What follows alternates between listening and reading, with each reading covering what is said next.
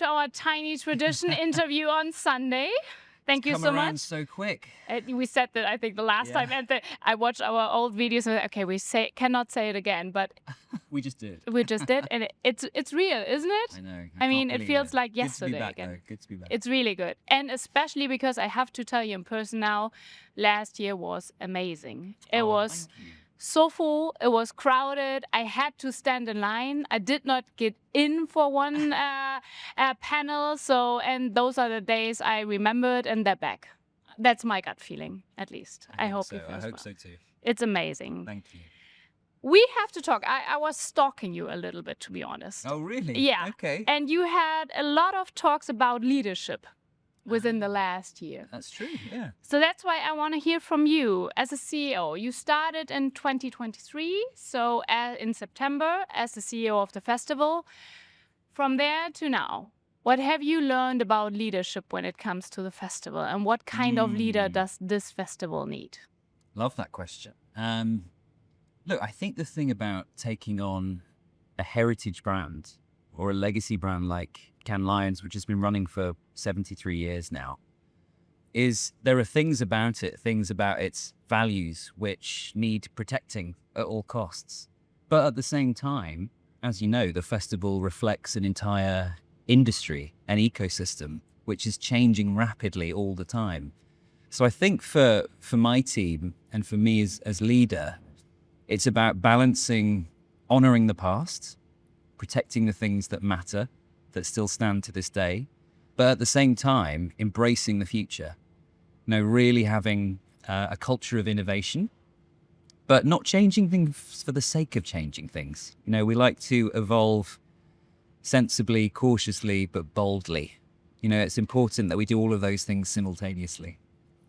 How do you handle all of those topics then as a leader? I mean, you must have a great team behind you, right? A fantastic team, yeah. All credit to them. But one of the things we try to do is not just reflect the industry, but anticipate change as well. Hopefully, the people who come, they come to the festival to celebrate the work, which has already been in the world, but also to provide them with the intelligence and inspiration to propel them into the year ahead. So it's a retrospective, but it's also a forecast at the same time. It's nice that you talk about forecasting when it... It's a nice way of doing forecast. You have the whole world here. It's such a diverse group of people. I came here 10 years ago for the first time. Yeah. I think there we had 60 countries entering, and now we have almost 100, I think. Nearly 100 countries. Nearly 100 countries. So what have you learned from all of those countries coming here? What's new? What new flavors maybe also now in the festival? Well, a few years ago, especially after the pandemic, it became really apparent to us that if we were going to really be an international festival of creativity, that means creating pathways into the festival for everyone in the world, not just a white Western audience. And since changing the composition of our juries, since we have created new scholarships, the Era Pass, we still gift 2 million euros worth of passes to underrepresented groups. It's just a much richer experience at the festival that reflects society rather than reflects our industry. And that's been so important. And I think it's important for different economies as well. Now, that's part of the reason we focus on things like Creative Country of the Year. So it's so exciting to have the mix of people that we have today. I have a gut feeling, and I tried to get a proof of it by quoting you. Okay. So you said in a statement for Breakthrough Ideas, Lion will recognize the visionary brands that are building the systems, cultures and capabilities that make world-class creative marketing inevitable and repeatable, and the practice that transform creative potential into lasting business impact. Wow, that's quite a mouthful. That's a quite amount of words, but let's frame it very simple for the German community. I will try. Are you now awarding the people that are paying the party? So the brands that invest in creative storytelling. Have you done a shift here within the festival, maybe? Not a shift as such. I think we're recognizing the ongoing partnership between agencies and brands, but also, homing in on on what the brand specifically can do to create the conditions that allow creativity to actually flourish. So hopefully the inaugural winners of the Creative Brand Lions, which we'll see this week, will inspire other brands to follow suit, to really think about how they can adapt their processes, their cultures, their capabilities to do exactly that, to create an environment where creativity, and more importantly, revenue-driving creativity, can thrive. So looking forward to seeing what wins. Yeah, well, was this now the right time to invent the creative brand lion? Because we have, at least in Germany, what we heard, you see the whole world as shrinking budgets and brands that discuss maybe with an eye, everything is cheaper now. So was this the right time and place to do this for the industry as well? Yeah, I think so. We've been doing a lot for the marketers specifically for many years now. Like the CMO Accelerator, I believe, is now in its 14th year. So the festival has always been about celebrating everyone in the business of creativity. The creatives, of course, are our core. They're incredibly important, but we have the whole ecosystem here now, and it's important for our industry to have that intersection. Yeah, you invite with the Lion Global CMO Forum, you invite some CMOs here. Yes. But tell me, who is coming? Are those the ones that already do creative storytelling, or do you have CMOs in the room that say, I don't know if that's something for me, and after 4 hours they leave the room and say, yeah, let's do it. Let's win a lion next year. I think it'll be a combination, probably. We also have our CEO forum, which is happening the day before. And what we're trying to do is bridge the gap between the two. So a lot of the sessions at the CMO forum this year will be about the relationship between CMO and CEO. In fact, I'm opening the day with our CMO to show that partnership. But really, the focus, I think, has to be on the next phase of growth for businesses. Because, the things that have worked to get us here, like M&A and efficiency drives and transformation, are not necessarily going to get us there. So, how can we leverage creativity as a new lever for competitive advantage? And I think when you frame it that way for a C-suite audience, the question becomes, what is the cost of not acting now? What is the cost of not investing in creativity in a way where it becomes a business capability rather than just a marketing capability? So we'll get into that discussion at the forum, hopefully. You have also a new playground, and that's sports. And you have a whole sports track. We love that. We as Weisha will do a documentary on that one this year. Fantastic. And we're really, really interested how that goes. And we just saw already a lot of sports stuff going on here as well. So tell me, why sports? What's in there? What do you foresee particular for this area? We're so excited about sport. We can't believe how much it's blown up in the last 18 months in a really short space of time. And obviously there's, a little known football match tournament happening at the same time. But yeah, we invented the entertainment lion for sport in 2019, so before the pandemic. And then we saw this influx of amazing work from the sports sector. And then after that, started to see rights holders, talent, coaches, everyone in the business of competition coming to Cannes Lions organically. And so now felt like exactly the right time to create a home for that. So that's what Lion Sport will be. It'll be 2 days of different facets of the sport industry and sports marketing industry coming together to really look at where we're going when it comes to sport, getting into new models, new thinking, new innovations that are going to pave the way forward.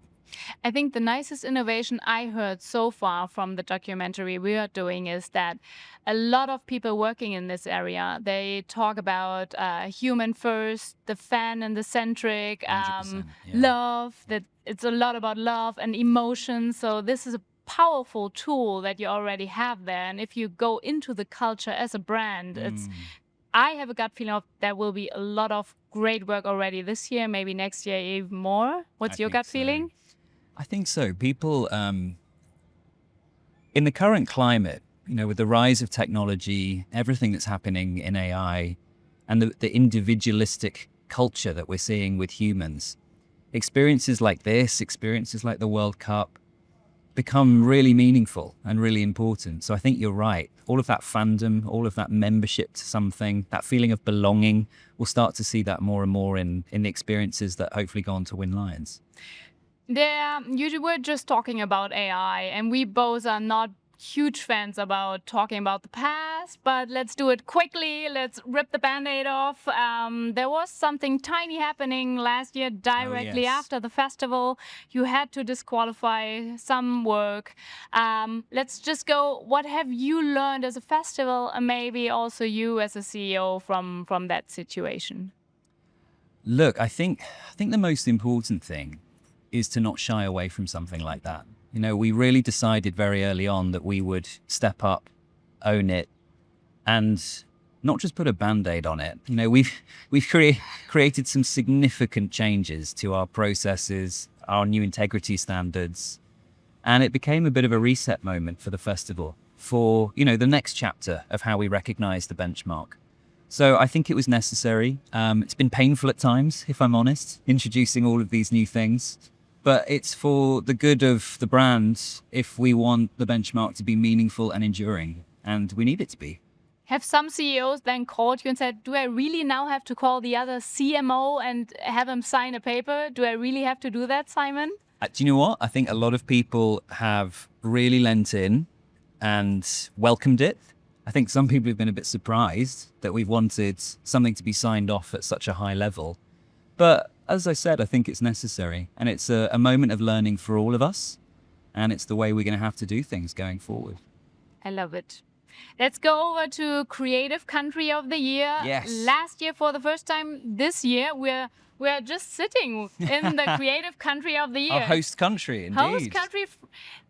Tell me, is this just honoring a creative country, or this also a seal of quality that you give to a country? Yeah, great question. I think it's three things, really. The first is about recent performance at Cannes Lions. France has had a really great run in the last few years. I think it's the last 3 years. A French country has picked up Agency of the Year. Secondly, I think it's about the intention of the country when it comes to the role of creativity. France have their 2030 agenda, which is rooted in creativity and how it can become an economic force for good. And then thirdly, it's got to be about the heritage of this country. I mean, creativity is ingrained into the very philosophical nature of the French, including art, fashion, advertising, design. And it's such a privilege to be able to give it to our host country this year. Will be amazing. I mean, the Olympics case last year was brilliant. You only have some minutes for us, so I have to go through all the topics that are amazing this year, like very fast. So No problem. the next iconic moment you will have is Oprah.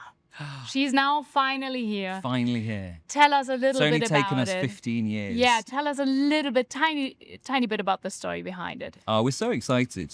I think Philip Thomas, my predecessor, now our chair of Lions, he first invited Oprah about 15 years ago. And for whatever reason, the stars haven't aligned. But this year is very special and great for him to be interviewing her. It's a full circle moment. It will be on Tuesday, right? Exactly. Oh, amazing. Get there early. Yeah, I guess so. 2 last questions. Sure. What will be your highlight of this week? What will be my highlight? Do you know what? I've actually just come from one of my highlights, which is opening the academies that we have here. And I know a lot of people don't tend to realize this, that we have a dedicated school at Cannes Lions. We have a campus which is dedicated to nurturing the future talent for this industry. And I have to say, they were just so excited to be here, eager to learn, eager to lean in, eager to contribute to the future of this industry, which is fantastic, especially at a time where we're struggling to get people to engage with advertising in a meaningful way. So that's been a real highlight. And I look forward to visiting them at the end of the week to see how they got on for their graduation. But there are lots of moments like that throughout the festival where we're fortunate enough to play a role in shaping people's future careers. I see. I cannot get anything that is hidden in the agenda from you. But we will see it through the week, and we will have that on tape. So this one is a little bit more complicated, maybe for you to answer, but maybe I'll try. also easy. And you already said it. There's a tiny thing happening on the other side. It's a World Cup. Indeed. Who will win the World Cup? Oh, my word. I couldn't possibly say. Who do you think's going to win? Well, I had a country, and that's why I thought it's a funny question for us both, because you have the creative country of the year, and I thought that one will also be the next one winning the World Cup. Look, they stand a good chance. I tell you what, why don't we both put our prediction into an envelope, Okay, and then we'll find out. We'll find out who was right. next year here, If you win, next time I'll bring you 50 euros. If I win, you give me 50 euros. I give you 50. Deal. Deal. Nice. Okay, you just saw it. We will have the envelope here next year on Sunday. Simon, enjoy the week. It's a pleasure. Nice to have you here again. Thank you for Thank having you. us. Thank you.